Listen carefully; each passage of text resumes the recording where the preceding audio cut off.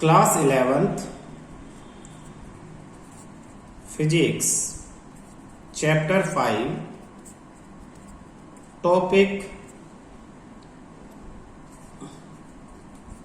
Circular motion.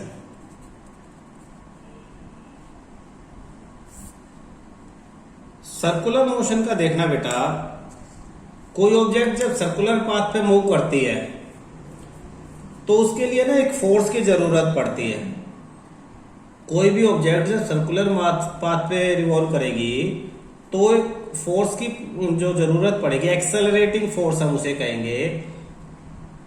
तो force F providing the acceleration, जो force लगाओगे वो एक्सेलरेशन प्रोवाइड करेगी, वो F उसको हम डिनोट करेंगे mv²/r से। अब m क्या है? Mass of the body. और ये r क्या है? मैंने आपको पिछले उसमें सिखाया था कि कोई भी ऑब्जेक्ट, ये कोई ऑब्जेक्ट है, ध्यान देना, ये हमेशा इसका जो वजन है वो नीचे की तरफ mg, वेट नीचे की तरफ काम करता है। ये फोर्स लगती है, कोई भी ऑब्जेक्ट है उसका अपना एक वेट है जो हमेशा नीचे की तरफ काम करता है। और जिस सरफेस पे ये ऑब्जेक्ट टिकी हुई है उसी सरफेस के परपेंडिकुलर नॉर्मल रिएक्शन n, और इसको आपके एनसीईआरटी में r लिखा हुआ है, ये नॉर्मल, ये उसके अपोजिट काम करते हैं, तभी ये ऑब्जेक्ट बैलेंस होती है और वहां रुकी हुई होती है। ये रेस्ट में है अगर ऑब्जेक्ट है तो, ठीक। और अगर ये सरफेस ऐसे टेढ़ा है और यहां पे ये ऑब्जेक्ट है तो ये नीचे की तरफ mg और इस सरफेस के परपेंडिकुलर जो है बैलेंसिंग के लिए ये r, तो ये r है। ये अलग अलग कंपोनेंट में ब्रेक हो जाएंगे, वो चीज अलग है, वो मैंने जो पीछे एग्जांपल सिखाए थे उसमें बताया हुआ है। अब ये जो फोर्स है इसे सेंट्रीपिटल फोर्स भी कहेंगे। ये हमेशा सेंटर की तरफ लगती है। किस तरफ लगती है ऑब्जेक्ट पे? सेंटर की तरफ। तो फोर्स का फॉर्मूला क्या था? ma। तो इन दोनों फॉर्मूलों को कंपेयर अगर हम करेंगे, सेंट्रीपिटल फोर्स और फोर्स, तो एक्सेलरेशन क्या हो जाती है सर्कुलर मोशन में? v²/r। ये सर्कुलर मोशन में एक्सेलरेशन है। सर्कुलर मोशन में हमेशा डायरेक्शन चेंज होती है, इसीलिए उसे ऑलवेज एक्सेलरेटेड मोशन भी हम कहते हैं। एक फिगर से मैं समझाने की कोशिश करता हूं। ये सेंटर है और ये सर्कल है, इसके चारों तरफ ये कर्व पाथ, आपके बुक में भी ये फिगर दिया हुआ है। ये एक ऑब्जेक्ट यहां है और ये इधर सर्कुलर मोशन में इस रोड पे मूव कर रही है। इसकी स्पीड कितनी है? इसकी स्पीड है v। तो एक्सेलरेशन की डायरेक्शन हमेशा सेंटर की तरफ होती है, हमने पिछले चैप्टर में किया था। तो एक्सेलरेशन हमेशा सेंटर की तरफ, और फॉर्मूला क्या है? v²/r। अगर इसे डायग्राम बना के देखें तो ये ऑब्जेक्ट, ये कार सपोज आपकी, mg वेट नीचे की तरफ काम करेगा, नॉर्मल रिएक्शन r परपेंडिकुलर, इसे r कहो, नॉर्मल रिएक्शन n कहो,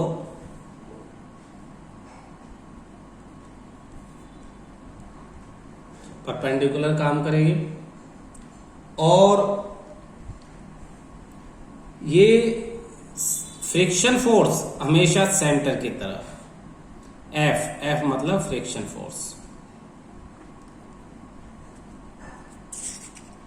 यहां पे ये जो r है mv²/r, इसमें ये जो r है ये रेडियस है of the circle, radius of circle. ये r क्या है यहां पे? Radius of circle.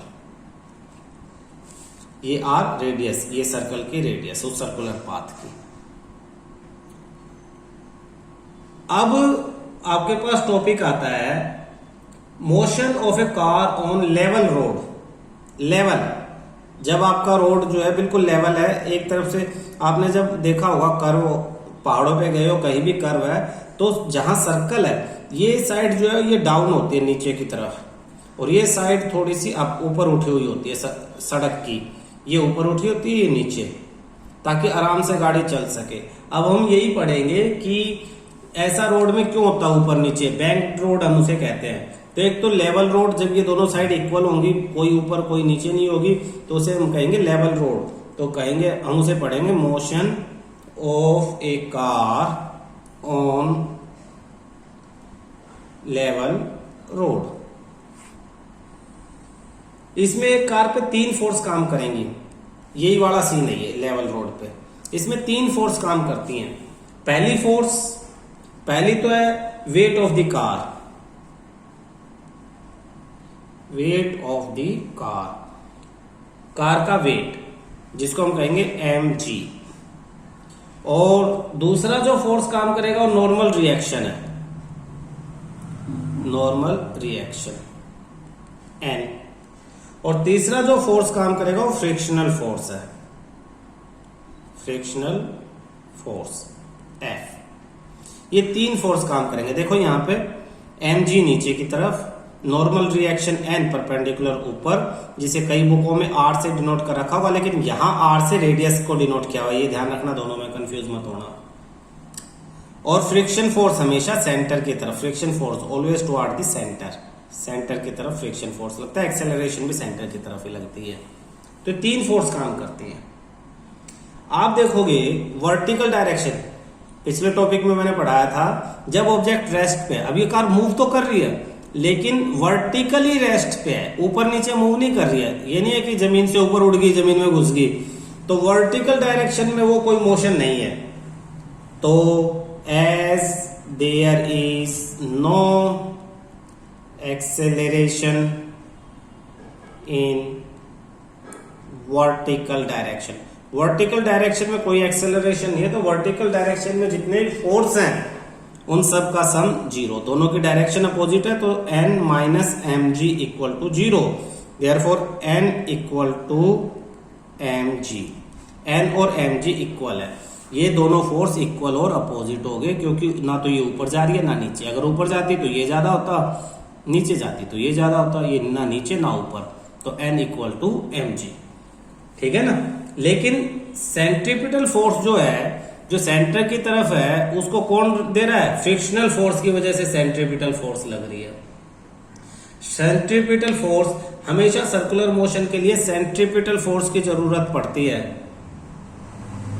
Centripetal force circular motion के लिए जरूरत पड़ेगी सर। और ये सरफेस के अलोंग है, सेंटर की तरफ है, और इसे कौन प्रोवाइड कर रहा है? रोड और जो रोड है और टायर है उनके बीच में जो फ्रिक्शन है, और फ्रिक्शनल फोर्स ही सेंट्रीपिटल फोर्स प्रोवाइड कर रहा है।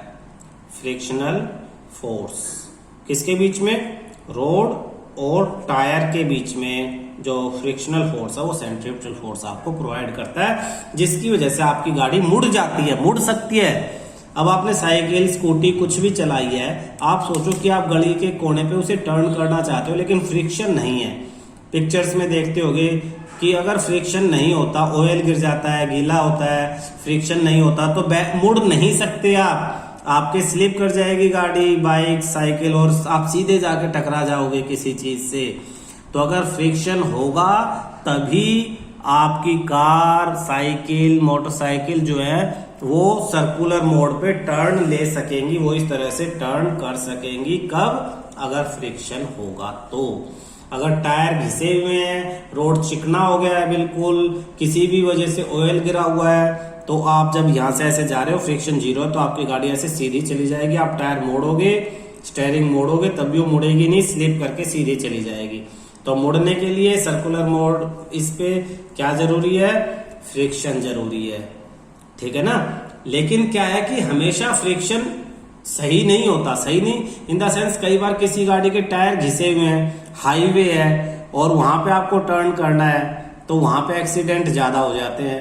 तो उन एक्सीडेंट को बचाने के लिए बड़ी रिसर्च की गई, और फिर देखा कि अगर हम इस रोड को बाहर की तरफ से ऊपर उठा दें और अंदर की तरफ से नीचा डाउन कर दें, तो फ्रिक्शन कम होगा, तो भी हम उसमें जो है एक्सेलरेशन, सेंट्रीपिटल फोर्स उसमें जनरेट कर सकते हैं।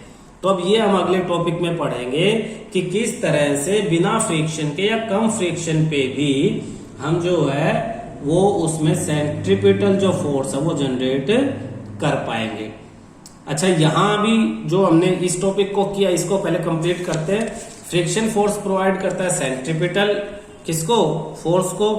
Centripetal acceleration. और तो आपका ये जो फ्रिक्शन है, फ्रिक्शन का फॉर्मूला वो था म्यू नॉट एस एन। ये स्टैटिक फ्रिक्शन है, स्टैटिक यानी वो सेंटर की तरफ गाड़ी जाएगी नहीं, लेकिन ये फ्रिक्शन सेंटर की तरफ है। और ये किसके बराबर, M V square upon R के बराबर। लेकिन फ्रिक्शन हमेशा इससे कम या मैक्सिमम इसके बराबर होगा।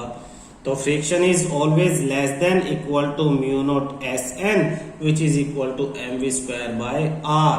तो वी स्क्वायर की वैल्यू क्या आ जाएगी अगर हम इन दोनों को कंपेयर करें तो, वी स्क्वायर यानी किस स्पीड से आपको जाना चाहिए, वी स्क्वायर की वैल्यू आर उधर जाएगा, एम डिवाइड हो जाएगा, तो ये हो जाएगा mu not S N R upon में एम।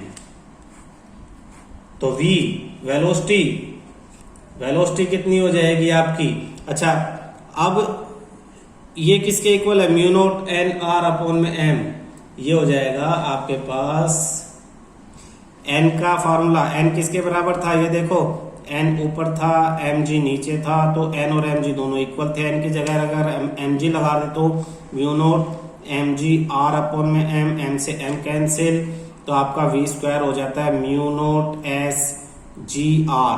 म्यू नॉट क्या, coefficient of friction, coefficient of static friction.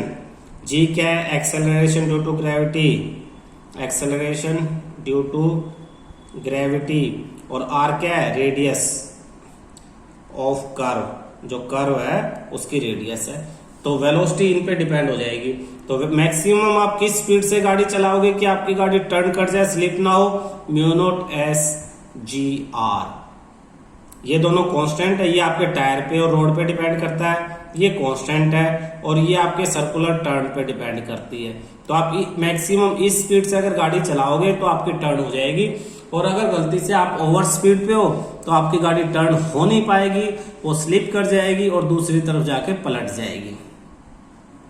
ठीक है ना। तो इसीलिए सर्कल पे जब भी हम टर्न करते हैं आप देखोगे स्पीड को स्लो कर लिया जाता है। अब बहुत हाईवे है, बड़ी स्पीड से गाड़ियां जा रही है, तो वहां पे आप स्लो करना मुश्किल है। वहां पे अगर कोई टर्न है तो टर्न को रोकने के लिए मैंने बताया था कि एक्सीडेंट को रोकने के लिए हम क्या करते हैं, रोड को एक तरफ से उठा देते हैं, और उसी को कहते हैं बैंक्ड रोड। तो अगला टॉपिक है हमारा motion of the car on the banked road. तो टॉपिक है हमारा motion of A car on A banked road. सोचो अब हमने रोड को एक तरफ से उठा दिया, तो अब हमारा सीन क्या है, हमारा ये रोड, ये नीचे वाला सरफेस, और अब ये रोड इतना उठा दिया, ये नीचे, ये हिस्सा नीचे और ये हिस्सा ऊपर। वैसे थोड़ा उठाते हैं, हमने स्पेशल दिखाने के लिए है। और ये आपकी कार है, ये टायर हो गए उसके, ठीक है,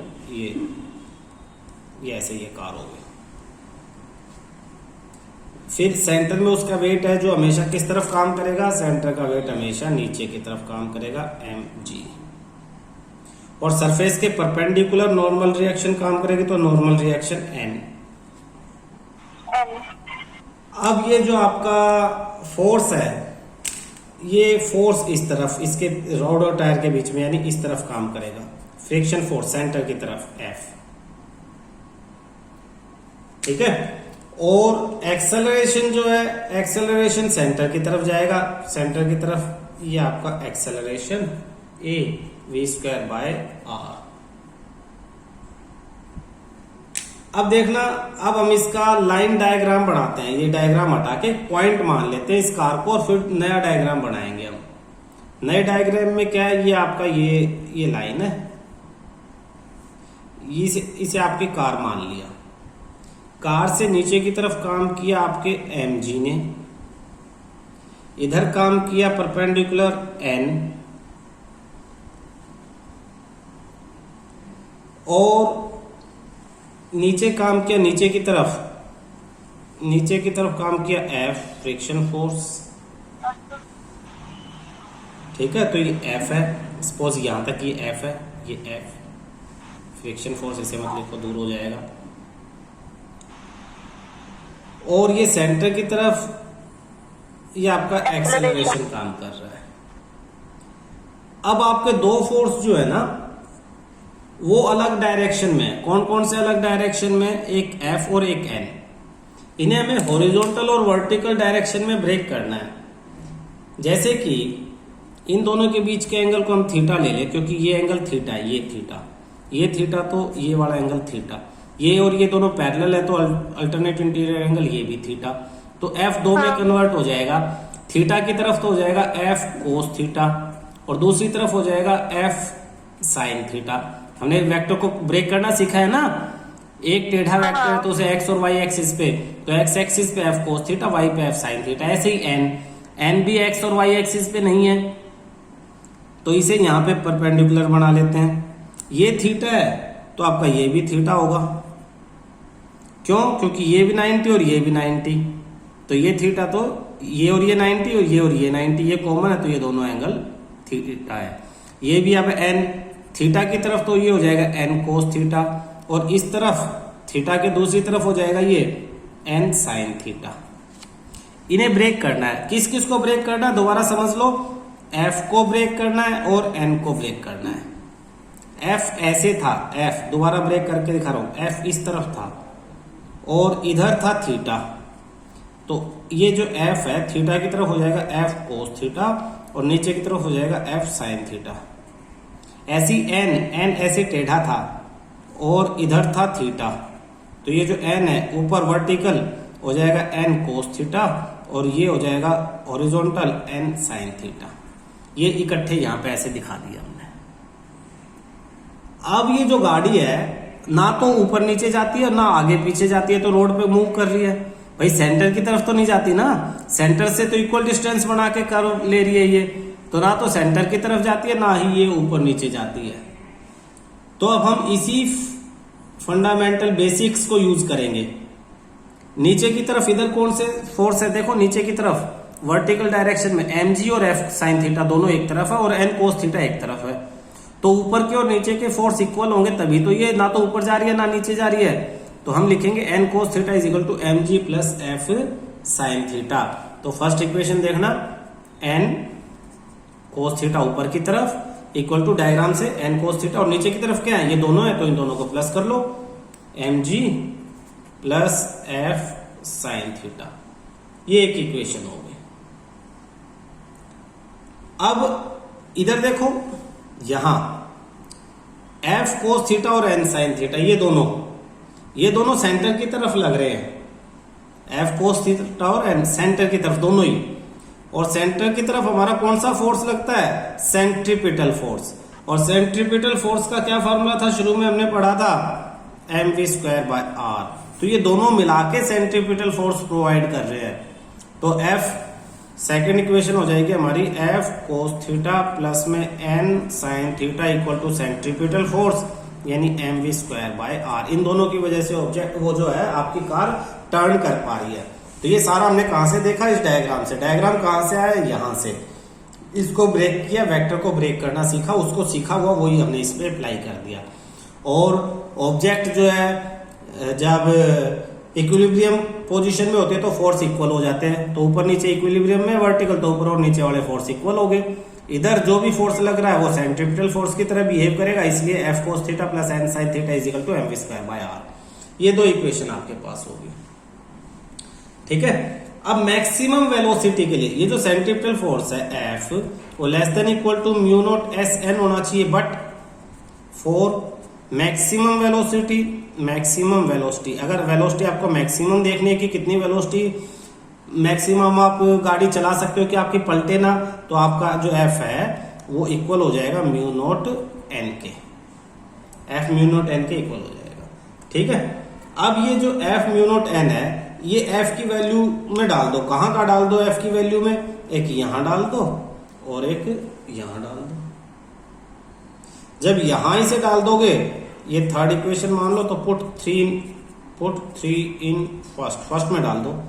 तो फर्स्ट क्या था, n कोस थीटा था, n cos theta equal to mg plus f की जगह mu not S N sine theta. Friction force, F मतलब फ्रिक्शन फोर्स था। क्लियर है? और अगर इसी को हम दूसरे में डाल दें, इसमें डाल दें, put 3 in second, put 3 in second, second में पुट कर दें तो एफ कोस थीटा की जगह, एफ की जगह फिर यही mu not S N F की जगह, और फिर cos theta as it is cos theta, और फिर क्या plus N sine theta, N sine theta is equal to M V square by R. ये दो इक्वेशंस आ गई। अब इसमें से एन की वैल्यू निकालेंगे। देखना इसमें से एन की वैल्यू कैसे आएगी, मैं यहां निकालता हूं। ये एन वाली टर्म इधर आ जाएगी, एम जी इधर ही रहेगी। मैं छोटा छोटा कर रहा हूं बेटा इस पोर्शन में शो करने के लिए। ये टर्म इधर आएगी तो ये N cos theta minus mu note S N sine theta, N cos theta minus mu note S N sine theta, और दूसरी तरफ क्या रह गया एम जी। मैं एन कॉमन ले लेता हूं इनमें से, तो बचा क्या cos theta minus mu note S sine theta equal to M G. मैंने एन की वैल्यू निकाल ली, N equal to M G upon cos theta minus mu note S sine theta. ये जो एन की वैल्यू है यहां, और इस वैल्यू को मैं यहां पुट कर दूं, यहां कैसे पुट करूंगा, यहां भी एन कॉमन ले लूंगा मैं, यहां भी क्या करूंगा एन कॉमन ले लूंगा। तो यहां एन कॉमन लेने से क्या होगा, मेरे पास एन बाहर आ गया, अंदर क्या बचा mu note S cos theta plus sine theta equal to M V square by R. ये बचा। इस एन की जगह मैं ये वैल्यू पुट कर दूंगा यहां। तो देखना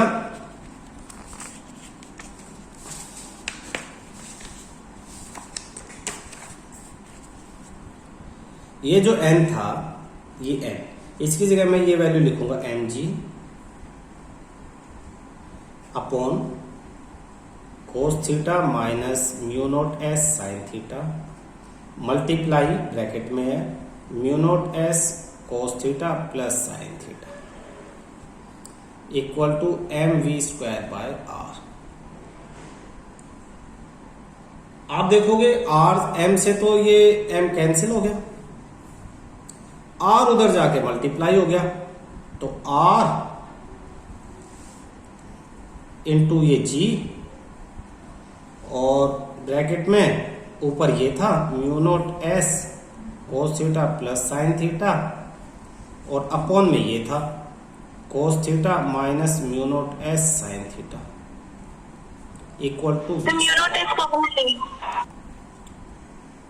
अब पूरी इक्वेशन को, इसको और इसको मैं कोस से डिवाइड कर दूं, कोस से सबको इनको अंदर, तो देखो इसके अपॉन में भी कोस कर दूं मैं, इसके अपॉन में भी कोस कर दूं, इसके अपॉन में भी। 10th में आपने सबसे पहले सीखा था ऐसे करना, सबको न्यूमरेटर डिनोमिनेटर को कोस से डिवाइड करना।